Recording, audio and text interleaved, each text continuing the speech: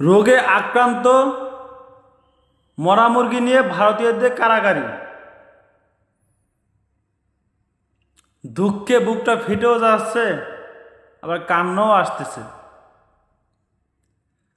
তারা নাকি আবার দেশ দখল করবে, বাংলাদেশ থাকবে না।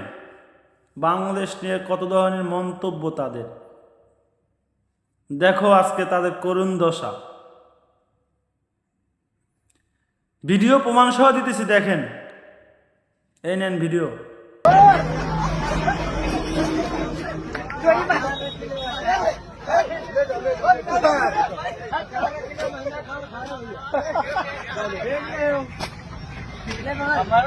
रुक जाओ